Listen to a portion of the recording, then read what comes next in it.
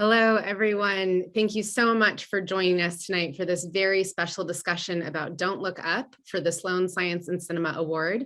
My name is Jessie Fairbanks. I am the Director of Programming at SF Film, and I'm going to do an audio description of myself as part of SF Film's commitment to accessibility and inclusivity at all of our events. I am a white woman wearing a black dress with some detailing on it. I have on some glasses, and I'm coming to you live from Los Angeles in a hotel room. Really delighted to welcome all of you tonight. As I mentioned, we are presenting the Sloan Science Cinema Award and a conversation for Adam McKay's Don't Look Up. The Sloan Science and Cinema Award is presented through a partnership between SF Film and the Alfred P. Sloan Foundation, which is the nation's leading philanthropic grantor for science and the arts. This award celebrates the compelling depiction of science in a narrative feature film. We established this award in 2015, and we couldn't think of a better recipient this year for celebrating science and cinema. Before we get started, we're going to show you a brief clip from Don't Look Up. Hopefully you all had a chance to watch this already on Netflix, and if not, this will definitely get you excited and curious. And then I'm going to introduce our partner from Sloan, who will be presenting the award to Adam McKay. So everybody hang tight, watch the clip, and I'll be right back. So that was obviously two of the stars of Don't Look Up celebrating the discovery of a comet and talking about its orbital velocity. Here to join us to help present the award for the Sloan Science and Cinema is the Vice President and Program Director at the Alfred P. Sloan Foundation, Doran Weber. Everyone, please welcome Doran.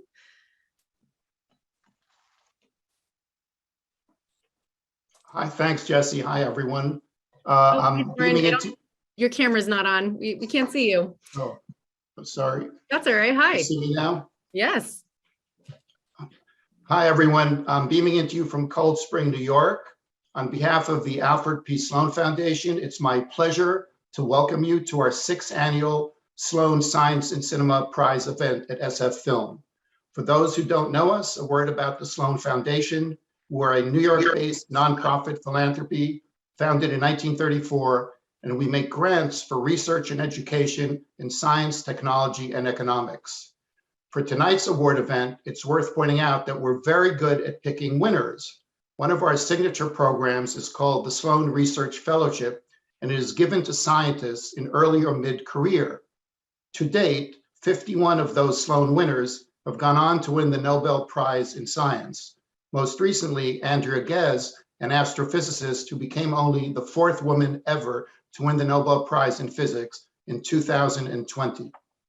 Tonight's event is part of our program in public understanding of science and technology, which aims to enrich people's lives through a keener appreciation of our increasingly scientific and technological world, and to humanize the lives of the men and women working as scientists, engineers, and mathematicians.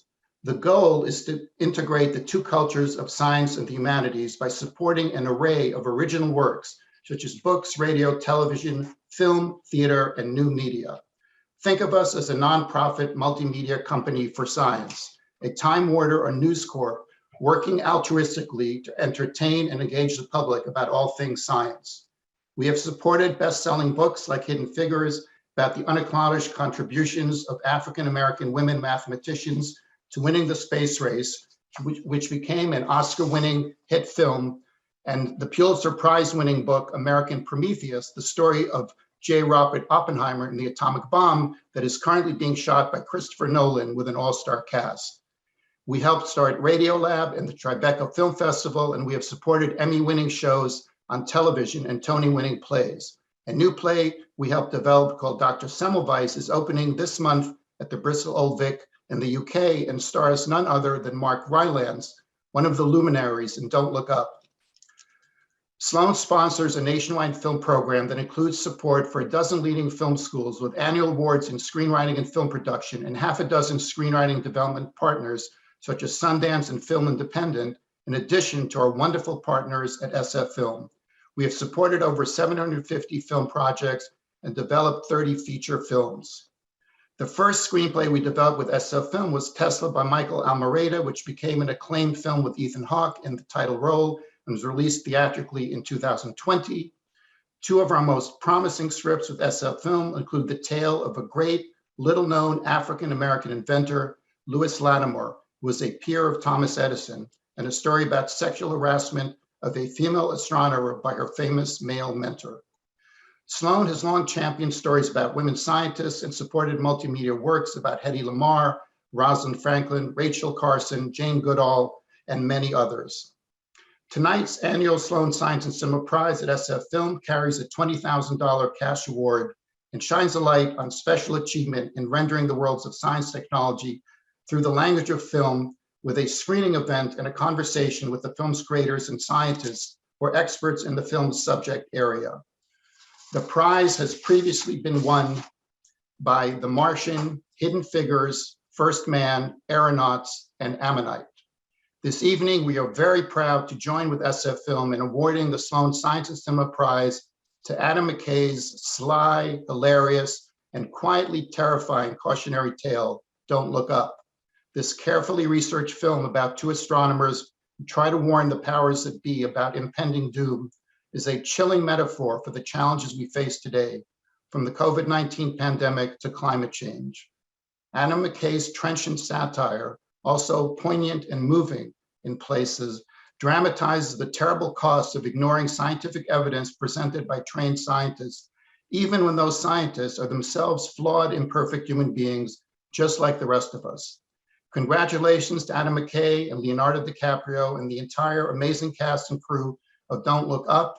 Thank you to all of you for coming tonight to celebrate their singular achievement with us, and I look forward to a great discussion. Again, Adam, congratulations.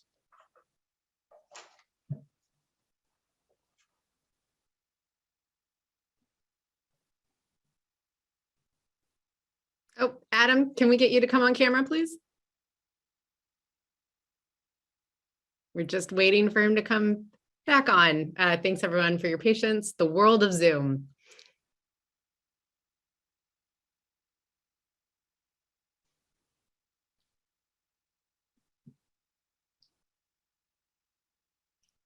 Okay, while we are waiting for Adam to be able to come back with us. Oh, there we go. Hey, Adam. Hi, you guys. Oh, they're zooming in. For those people that are not able to see me, I am sitting in my office here in Los Angeles. I am a 6'5" white guy with some Russian art behind me and a white wall. And Dorian, thank you so much for this award. And thank you for that introduction. We're honored by this. Obviously, a lot of what drove us to make this movie was a love and a belief in science. And during these tumultuous and sometimes uncertain times that we're living through, I think it would be a good idea for people across political divides, religious, gender, whatever it is, divides, to go back to the root science of how we're living in this world right now. And we decided to do that with this movie, Don't Look Up, with a sense of humor and a bit of a laugh, and at the same time, some very real emotions. We obviously, the cast and myself are very terrified about what's going on right now with the climate crisis. And we wish that our leaders and media would adhere more to the empirical science. But at the same time, despite those feelings, we also think it's healthy for all of us to gather around and laugh and feel a lot of emotions. I have here the check from the Sloan Foundation and SF Film for $20,000. And I would like to say that we would happily like to give this back to SF Film so that they may promote sustainability in filmmaking and through the organization. So thank you, and right back to you. Thank you so much, Adam. Thank you, Doran, as always, for your generosity and your partnership and for being here with us tonight. And thank you so much to Adam, to the casting crew of Don't Look Up, and to Netflix for your generosity in donating that back to SF Film. We are a nonprofit, so this allows us to continue to share cinematic experiences, conversations, and educational opportunities in the Bay Area. So thank you so much, Doran. Now we're going to get on with the conversation, and I'm going to welcome all of our panelists or all of our speakers today. You've already heard from Adam, but for everyone that is tuning in, Adam is an award-winning filmmaker who you may know from other films such as Vice, Big Short, Step Brothers, and of course, Anchorman. There's a lovely memo on that check there for all the Anchorman fans that says it's science. We're here to talk about Don't Look Up. Our next guest is actually a scientist and astrophysicist, Joseph Andrew Barranco, who was inspired by Star Wars to pursue a film within astronomy. He is a computational astrophysicist and a geophysical fluid dynamics specialist, which basically, from my understanding, and thank you to Joseph for putting this in layman's terms, he studies the motion of fluid on the scale of planets, stars, and interstellar clouds. He is currently the department chair of physics and astronomy at San Francisco State University. Please join me in welcoming Joseph. Hi, Joseph. Thank you. Hello, everyone. Thank you for having me. And our final guest, you may know him from Boy's Life, Basketball Diaries, Titanic, Romeo and Juliet, The Reverend, Revolutionary Road, Once Upon a Time in Hollywood, Wolf of Wall Street, and of course, Don't Look Up, or from his dedicated work to raising the alarm about the climate crisis. Please join me in welcoming the actor and environmentalist Leonardo DiCaprio. Hello, all. Pleasure for me to Hi, Leo. Here, I'm sorry, do you hear a reverb? Just a little bit, but we can see you and we're so delighted that you're here. Thank you all for being here. Well, I'm delighted to be here as well. This is a fantastic opportunity. So just to get us started, I want to say a huge congratulations to Adam and to Leo. The film is currently smashing records at Netflix, with Variety reporting that over 150 million hours have been viewed. It's on its way to becoming the most viewed Netflix original movie of all time. I'm sure that you both hoped that the film would be a success. And as Doran mentioned, this is a dark satirical story about the end of the world, the maddening slow machinations of government, and the pageantry of politics. Not your typical fare for a blockbuster mega hit. In your wildest dreams, Adam and Leo, did you anticipate this kind of reaction from the public? And what do you attribute the success of the film? Well, I would say my dreams can get pretty wild. So probably in my most feverish of fever dreams, I thought this would happen. But in my waking, sane moments, no, I did not anticipate this. This is not a superhero movie. It's not an action movie. It's not a big pop movie. But at the same time, it is a comedy. It is something everyone can relate to. And when the movie premiered on Netflix, it was really heartening to see people across almost 100 nations respond to this movie.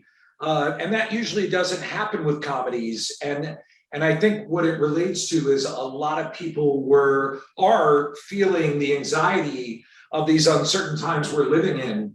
So it's been really moving and astounding and kind of breathtaking to see the reception the movie has gotten from, like you said, 150 million viewing hours in a week. By some estimates, 200 million people so far. And the movie is definitely a love letter to science. Yeah, absolutely. I would second that motion.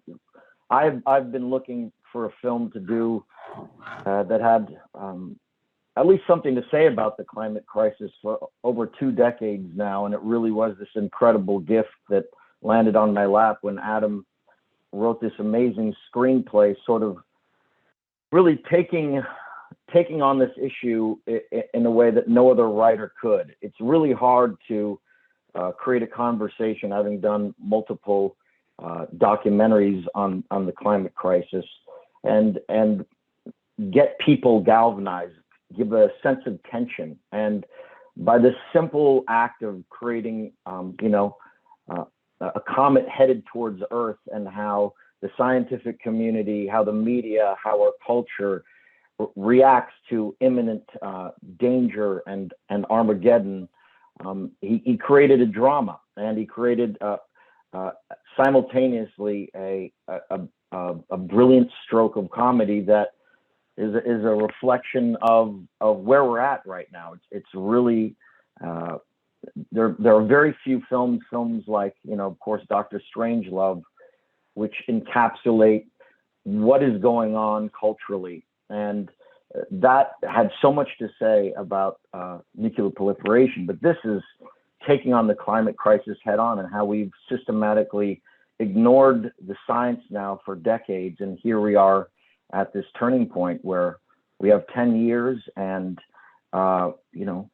ultimately we've ignored the science up until now, and the clock is ticking as to the amount of action that we've taken, and that we have to continue to take on this issue. So it's not often where you get to be a part of a film that so encapsulates where the world is at a certain point in time, and this was it.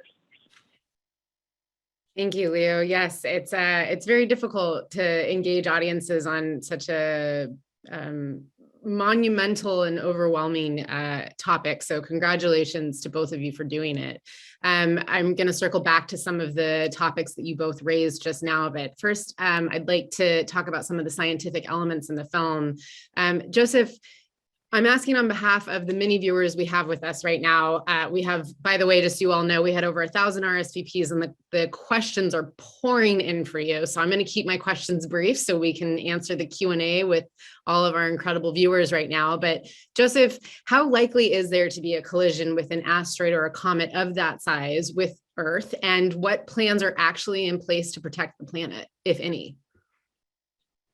Great question. So in fact, there really is a Planetary Defense Coordination Office run from NASA that is, the primary mission is mostly just to map out all the near Earth objects in our solar system. It might surprise folks to realize that literally 100 tons of rocks hit the Earth every single day, 100 tons. But the vast majority of it is microscopic dust. Only once every few thousand years you get something that will create a crater the size of what you'd find in the desert of Arizona, the giant meteor crater. Something that would lead to extinction level events probably only happens once every 60 to 100 million years. So not likely to happen in our lifetime. And it's important that we have scientists out there looking for these sort of objects, but that is not our immediate concern. And the last thing I wanted to say about that is actually NASA just launched a mission just this past November called the DART mission, which is to smash a satellite into an asteroid to see how much we can push it. And the goal of that mission is to see just how much you have to push an asteroid such that it would get pushed out of the way and not lead to a collision. Now, fortunately, the one that we're going to collide with is in no danger of ever hitting the Earth, but it's an important test. Wow, that's absolutely fascinating, Joseph. And I think all would like to take comfort and think that what we sometimes see in films is fictional, and that life imitates art, that art imitates, but we're actually in a place where art is imitating life on so many levels, which both Adam and Leo have alluded to in terms of the motivation for this film, but also the fact that we're already in the process of trying to figure out how to deflect objects from hitting the planet is both terrifying and also reassuring to know that scientists are hard at work on this. I'm going to circle back in a moment, but Leo, I'd like to ask you a question. You have become known for your work as a producer of environmental documentaries, as well as a passionate campaigner to address the increasing risk of climate change. You mentioned some of that in your opening remarks. Your efforts have helped numerous NGOs and helped raise awareness. Just this week, the scientists at the Royal Botanical Gardens in London honored you by naming an endangered tree in Africa's Cameroon forest after you. Could you share with us what you find most rewarding about your advocacy work? First off, just double checking that you can hear me. We can, thank you. Okay, fantastic. Honestly, it's, you know, there's a few things that I've known in my life, and one was that I wanted to become an actor. And the other was that I wanted to get involved in the protection of the natural world. I'm crazy about biology. Wanted to be a marine biologist when I was younger, then became an actor. And as soon as I, you know, essentially started to become involved in this issue, let's see, am I on? Can everyone hear me? Yes, we're good. Hello, hello. Okay, great. So basically, where was I? Sorry, technical troubles. Apologies. So yes, I mean, I met then Vice President Al Gore, and it brought me on this journey of learning more and more about the climate crisis and a deep understanding that this is the largest undertaking as far as the transition into renewables and a sustainable future. This is the largest undertaking mankind has ever had to take on in the history of civilization. And it's the scariest issue, you know, by far, because it ricochets and manifests itself in so many other different ways. And it's just become a great passion of my entire lifetime. So I've done multiple documentaries. I set up my entire foundation based on the protection of the natural world. And as I stated before, I always wanted to fuse these two areas of my life, being an actor and being an environmental advocate. And it really wasn't until this film that I felt, you know, a story could be justified in that manner. There's been a lot of science fiction films about the subject, but they don't connect. And by taking, as I said before, by taking out the idea of climate crisis, to not make it a political issue, not something that people can necessarily argue about, even though that's a entirely different subject, why we even argue about the science of climate change when 99.9% of the scientific community has spoken. And oil companies have systematically, through the years, tried to confuse the public and made this a political issue. To be able to finally do a film that, you know, really hits the nerve with how the scientific community must feel. I remember meeting climate scientists like Michael Mann, who devoted their life to this issue and have been picked apart in the past. And they're just relaying the scientific evidence that they've spent a lifetime trying to uncover. So I really connected with this character, Dr. Randall Mindy, who was forced into the public eye, who was questioned, who isn't taken seriously, and this whole film was an absolute revelation to me. And the success of the movie, as Adam stated before, is incredible, because I really think it's hitting a nerve with what the entire communal worldwide population is feeling at this very moment, this angst about what we're going to do about this issue and how we haven't taken it serious enough up until now. So yeah, that's about it. Thank you, Leo. I mean, and to all of your points, it is incredibly hard for scientists to speak eloquently about complex matters in the media, and there are so many things that need to be done. And so how you access an audience is always a challenge, and you've done that with this film. Adam, I'd like to circle back to the creation of this film. You've mentioned that the story came from your burgeoning terror of the climate crisis, and you wrote this script before the emergence of coronavirus, and you wanted the film to be a parody of our culture.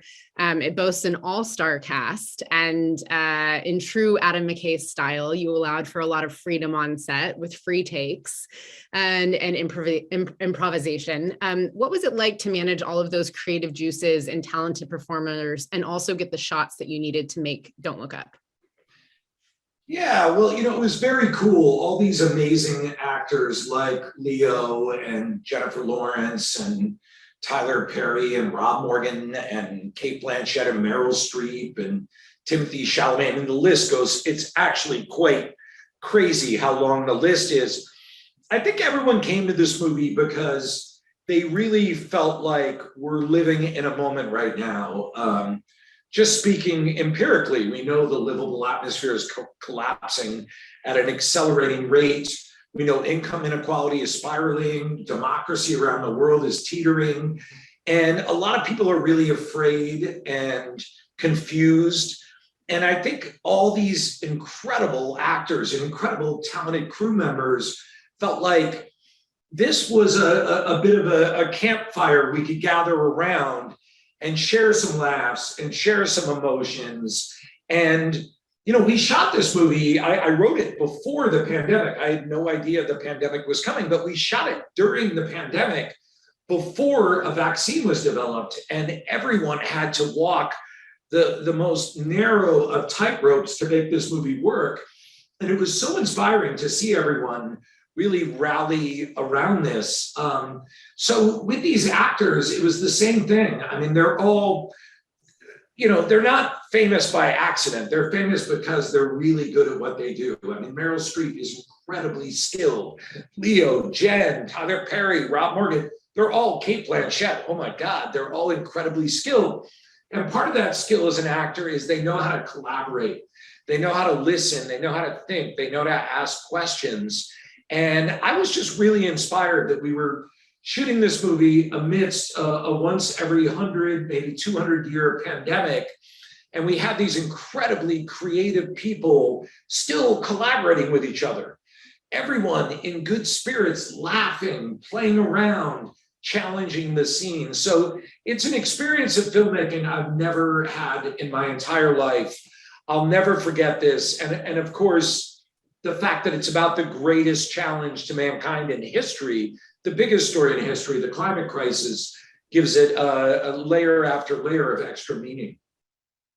Thank you for sharing that and building on that. And yes, it was an incredible cast. I can't not believe how many people you got to agree to come on to this project. And it looked like you were having a lot of fun. We've heard stories that have been reported that you had quite a lot of fun on set as well. As mentioned, there was a lot of improvisation on set.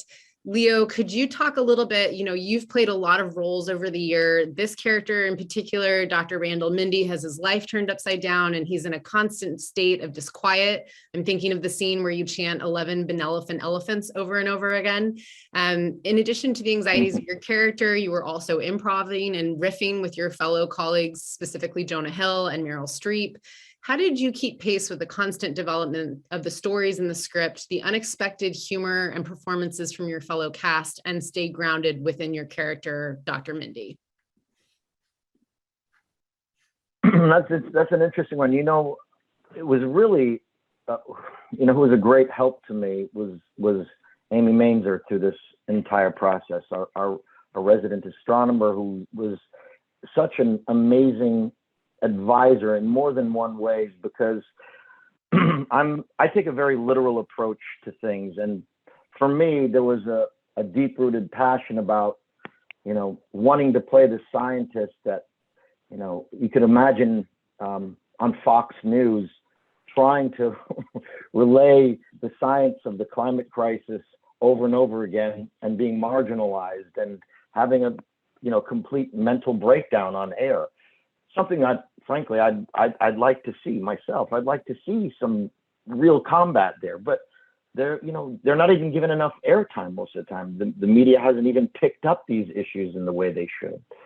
It's not front page news most of the time. The connectivity isn't made, and Amy really was amazing because she kept me in the seat of being an astronomer. We kept to the basics of what that is, told me what I'm looking for, tried to relay the science as best she possibly could. We had over 50 different conversations, but she has the same connectivity with climate scientists in her own way. And she looks at the natural world and protecting the natural world and the importance of us taking on this issue head on on a deep level. She's got a deep connection with it. So I got to look at it through the eyes of an astronomer, but with the passion of a disgruntled climate scientist. And she really took me to the basics of all of that. And as far as working with the other actors, yeah, there was so many different moments where scenes would go off in so many different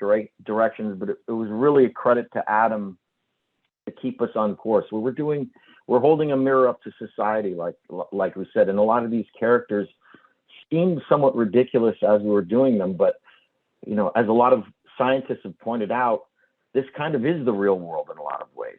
It didn't become a parody. A lot of these characters do exist in today's times, and Adam really just kept us on course with the context of the story, the real world the world that we're trying to put ourselves in. Even things like mentioning climate change, that was never mentioned in the movie. He wanted to have that compartmentalized into a certain part of our brain so we could really see how we as a society respond to bad news, which is what the climate crisis is. And it was a brilliant stroke of directing, and all of us got to collaborate in an incredible way. And the improvisation was just endless, but he kept us on track the whole time. Thank you for sharing. I'm sure that many people would love to see the outtakes of some of those scenes in the Oval Office on the soundstage. I want to circle back to the fact that climate change is not mentioned specifically in the film and some of the inserts that you used, Adam. But first, I'd like to ask Joseph another question. In the film, there are frequent mentions of peer review to confirm science and to dictate a course of action for the characters. And right now, we daily hear references to peer review as it relates to coronavirus, vaccines, and health mandates. So my question, Joseph, is why is peer review so critical to scientific discovery, data, and studies? Great question. Yeah. Whenever scientists do their work, whether they're experimental scientists and they're collecting data and they're collecting observations, they're running simulations, they're doing experiments in the lab, or they're using their telescopes to look out into outer space. They work collaboratively with each other, and then they spend time writing up their results in detailed scientific papers where they lay out all their assumptions and all their procedures and laying out in excruciating detail exactly what they did, why they did it, and all the details. And then they lay that out in scientific papers that they submit to other scientists to rip apart. And it is meant as a process of constructive criticism, where we go through each other's work with a fine-tooth comb to look for flaws, not to tear down, but to improve on the results and give more confidence in the results. And it's all iterative. One scientific paper isn't enough. You study something and then you open it up to other people and they will also study it and either confirm or get a different result. And that whole process is a way in which science is self-correcting. It's not any one individual's opinion. It's not just one person's idea or one person's theory, but it is the collective wisdom of a whole community working together. And so it's really crucial that scientists are willing to put their reputations on the line to submit their work for peer review. And so one of the things you often see is what may be different from peer review is people saying, oh, I'm just asking questions. Just asking questions is not the same as peer review. it's okay to be skeptical. And in some sense, we want more skepticism, but there's a difference between productive skepticism, which is trying to build on science and improve our understanding, versus merely asking questions to sow doubt. Thank you. That was a hard question. I know those are questions that we're ethically trying to grapple with as a society consistently, but I appreciate you responding so thoughtfully to that. I also noticed that the films seem to reflect kind of a societal bias that if something is confirmed by an Ivy League scientist, it is somehow more believable than if a discovery or data is shared from institutions that are perhaps not as well known. Unfortunately, Michigan State was the stand-in for that, and Michigan has a fantastic astronomy program. But I'm just, the Ivy League effect, I'm kind of curious, why do names and big money matter when we're talking about facts? Yeah, that's a funny inclusion that we had in the movie. I think part of it comes from, our society's become so stratified by class. Income is so unequally distributed. And you see it over and over again that these people get into positions of power. In the last administration, there were several figures that had Ivy League backgrounds. Previous presidents have had Ivy League backgrounds. And I think what's happened is big money, especially for the non-scientific disciplines. I think the science from the Ivy League schools are still very strong. Medical science, astrophysics, I'm in no way impugning that. But I think there has become a thing where, you see people that come from wealthy families that can buy their way into Ivy League schools. And there's kind of this lazy shorthand about it. But to go back to what Joseph said, it's about the empirical evidence. It doesn't matter. Michigan State has an incredible astronomy department. That's actually why we picked them from the movie for the movie. And I think it's important that none of that matters, that empirical evidence is the final standard. And I think I'm someone who didn't learn this till later in life, till I was out of high school and college, that empirical peer-reviewed evidence is the highest burden of proof that we have as human beings. That's it. It's higher than courts of law, than political majorities, anything. And what scientists do, and I think this is lost a lot of times in our world that can fight over the culture wars, scientists are just observing. There's actually something really beautiful about it, that they're really paying attention. If you want to be a religious person or not, that's fine. But if you want to be a religious person, scientists are just paying attention to what God created. That's all they're doing. And I love the opening of the movie with Jen Lawrence as Kate DiBiase and Leo as Dr. Mindy, because they're just observing. That's all they're doing. And they're going back to the map. And I think that's something that's been scrambled or pushed aside or confused in our society today. Thank you so much for that thoughtful response, Adam. Joseph, anything you'd like to add? I also would like to triple down and say Michigan State has absolutely amazing astrophysics. A lot of people, I have colleagues there, a lot of people don't know that, but it really is an outstanding program. I think, yeah, peer review, scientists have to be willing to put their ego aside and basically put the products of their work open to scrutiny. And that's a tough thing. Our egos get involved when you develop a pet theory or a pet idea or a pet hypothesis. You want to get your ego says defend it at all costs, when in fact you need to sort of open yourself up and say, I might be wrong.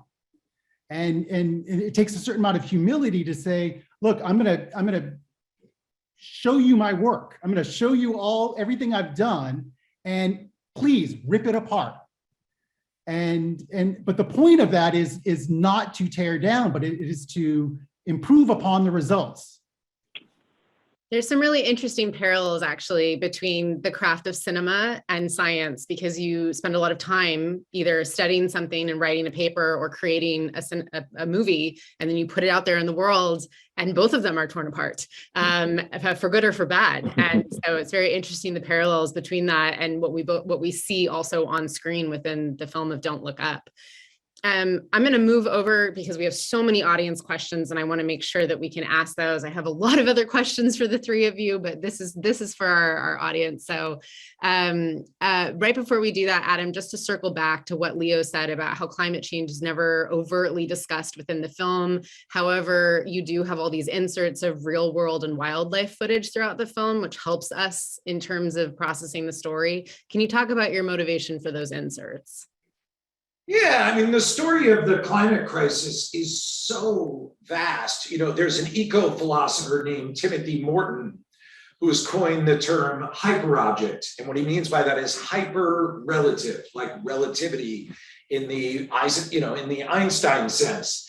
And what it means is a force that's so vast and hard to encounter as a person that it bends time, it skips time, it goes beyond our comprehension. And that's really what the climate crisis is. Timothy Morton calls it non-local, in the sense that it can span over hundreds of years or even over 5 minutes. And we're only able to see a part of it. If you can picture being close to a whale and only seeing a little piece of the whale, and it's much bigger. And so that was a big part of this story, was that in showing the natural world, my editor, Hank Corwin, who's a brilliant editor on JFK, has worked with Terrence Malick. He had the idea that the natural world should be a character in this. And I thought that was really spot on in that, and Leo talked about it earlier very eloquently, that the climate crisis is so much more than just the human perspective. It's the natural perspective. It's our planet's health. It's history. It's the development of life. It's evolution. I could literally list 5,000 things. And that's very hard to capture in a movie. So these shots of nature throughout the movie, which you wouldn't do in a standard film. You would never do that if it was Armageddon or Deep Impact. But to show that just sort of breaks your normal narrative rhythm. So yeah, it was a very important part of this film. Thank you so much, Adam. Leo, we're getting a lot of questions from the audience about acting in general, about what advice you have to individuals who want to pursue the form of performing. We have one from a viewer who is 12 years old, whose name is Tess, who would like to know how a young performer could get involved in a film like this. I think she's alluding to both the message of the film as well as the pursuit of the craft. A very good question. First off, drama class at school. Start to watch films, read plays.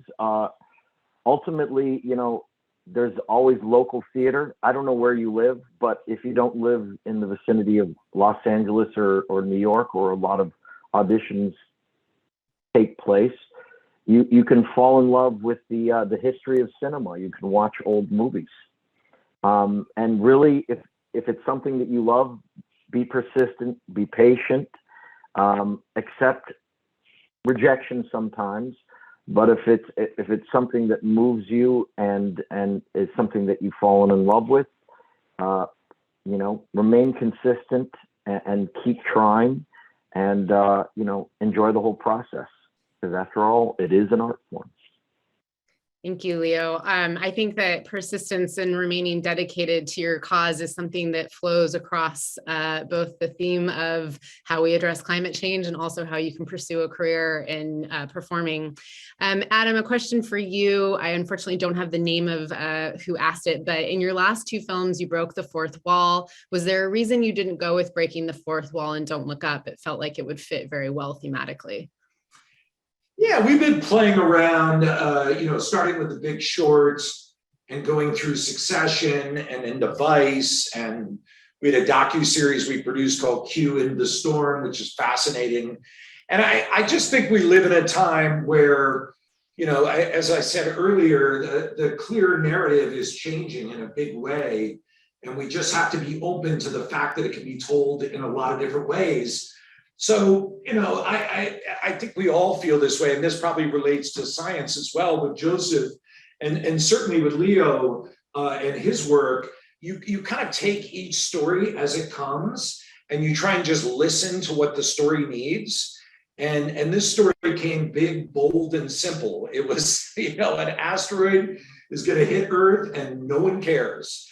And from that point on, you just try and listen to what the story needs. And this one didn't feel like it required breaking the fourth wall. We used some of the devices from Vice and Big Short.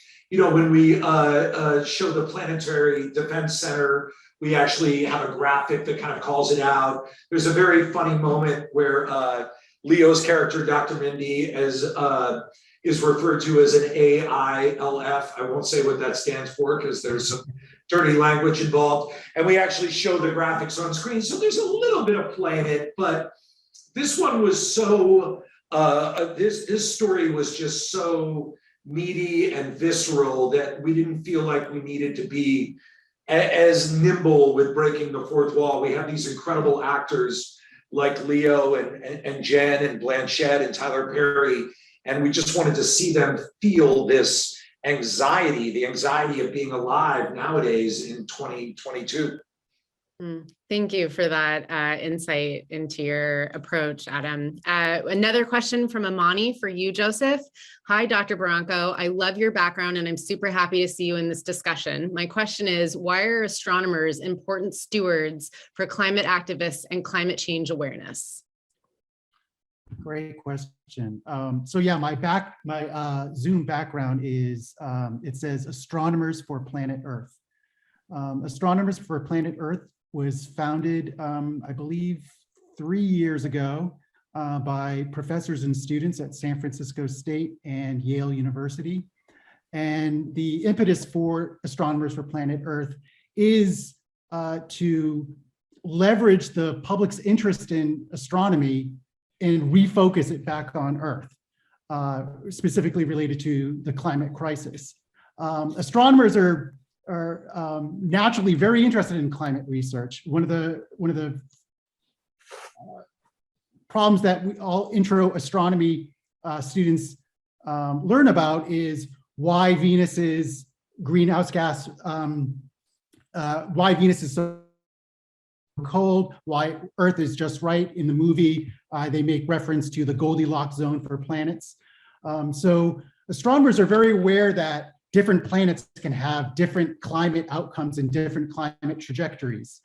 And so with Astronomers for Planet Earth, the other thing is there's a lot of fascination with all the new discoveries that we're making literally every single day about planets around other stars, exoplanets and exomoons and other planetary systems. And in the movie, at the end of the movie, we see Peter Ishmael and his ship going off to some exoplanet, as if there is a planet B. If we mess up this planet, there's always another planet we can go to.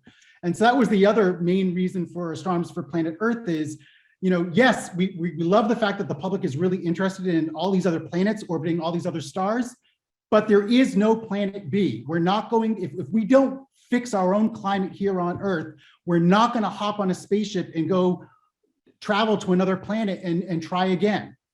So we either fix our planet now or we die as a civilization. Thank you, Joseph. That actually leads me to my final question, which has been asked in a variety of different ways by viewers, and I had it myself to kind of close us out. This film, as both Adam and Leo have mentioned, connects us to the urgency of the climate crisis. And as Doran mentioned at the very top, we ignore scientists at our peril. Every year, the climate crisis is getting exponentially worse. Politicians have failed to treat the issue seriously, and they continually delay meaningful legislation. The media has not been successful at informing the public, as Leo alluded to. I spent a lot of time reading today about the discourse of climate delay, which was thoroughly depressing. And so even though there are a lot of comedic moments within the film, and it is a way to connect all of us to the very real urgency we all face.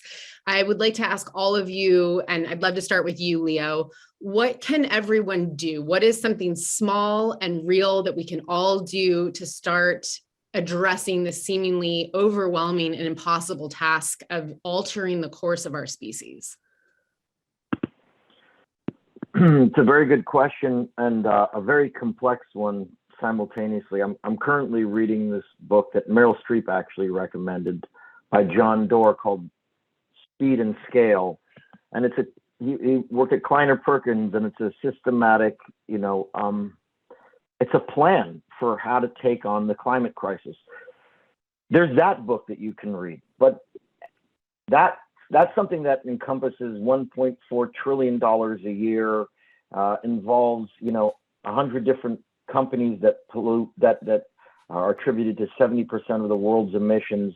It's just a strategic plan to combat this issue on a massive level, something that's really going to take the conscious evolution of our entire species and the private sector and governments of the world. But I've seen throughout my lifetime so much pressure on the individual to say, hey, look, as much as recycling is important, as much as we need to do our best buying electric cars, doing what we can on a local level, all that stuff is very important. But I think that the most profound action we can take is to vote on a local level, as well as for the presidents that we put into office.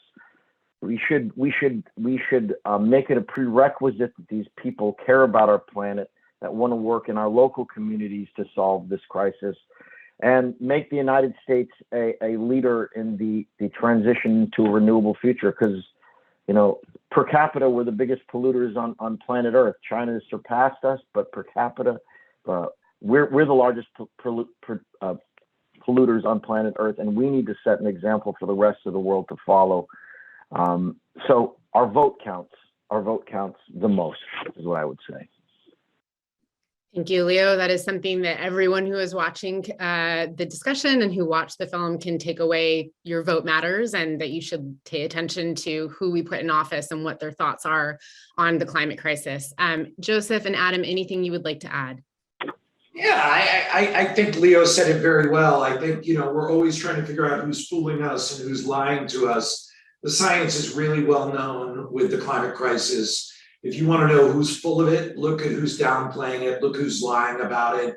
There are plenty of politicians, and this goes across the political spectrum, who will say they're going to do something about it and then don't, and they should be held to account as well.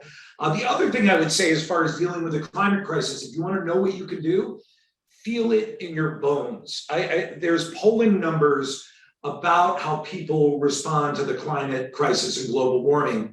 There's very few people nowadays that actually deny it flat out. I think the numbers are 7%, but the big majority that you see in those polling results are people that are somewhat concerned. Well, if you're somewhat concerned about the climate crisis, you need to get more information, because you should be freaking out. That's how big it is. So I think to take in information, learn more, and really feel it in your bones, and then to talk to the people around you in your life, like Leo said, to vote based on that feeling, to make choices in your life. They can be individual, but it can also be the companies you make purchases from. Let's not purchase things from companies that are burning fossil fuels. Let's demand that our leaders put checks on fossil fuel companies and stop the production of CO2. So a lot of it is awareness as well.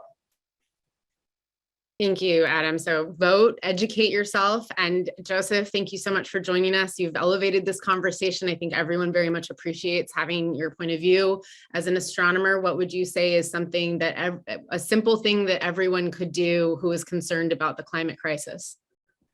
I have to say, as a middle-aged white guy, there are times when I'm filled with existential dread and nihilism about the future direction of our country, of our species, especially as it relates to climate change. But I have a great privilege of being a college professor at a great university, San Francisco State University, where I'm surrounded by young people in their teens and their 20s, and they're not nihilistic. They're not filled with dread. They're still filled with hope. And so it's a privilege to be surrounded by so many young people who, whether they're studying the sciences, whether they're studying the social sciences, the humanities, they're invested in the future and making it better. And so the movie, you know, it's a comedy, but at the end, I have to say I was terrified. But young people still have faith, and because they have faith, I have faith. Thank you, Joseph. I would also agree that at the end of the movie, with that final supper scene that we see in Dr. Mindy's house, it's our connectivity to one another. The fact that we care about one another as humans, hopefully will inspire all of us to watch the film Don't Look Up, and then look up and pay attention to the world around us. So I want to wrap things up by thanking all of the staff at SF Film for helping put this event on tonight. We were originally supposed to be together, and because we are living in an endemic, we are virtual. So thank you to all the staff for your hard work. Thank you to our partners at Sloan Foundation and to Doran Weber for your support and your generosity in providing the Sloan Science and Cinema Initiative at SF Film. Thank you to Netflix for presenting Don't Look Up to the masses and for helping us have this conversation. And most importantly, thank you so much to writer, director, and producer Adam McKay for creating this story, and to Leonardo DiCaprio for breathing life, anxiety, and passion into the portrayal. And lastly, thank you, of course, to our science representative, Joseph Andrew Barranco, for joining us. It has been a pleasure. For everyone who is watching, a recording of this conversation will be on our website. So please share the information with your friends. Go watch Don't Look Up, and then come and watch this conversation at sffilm.org. Thank you to everyone, and have a lovely night. Thank you all. Thank you, guys.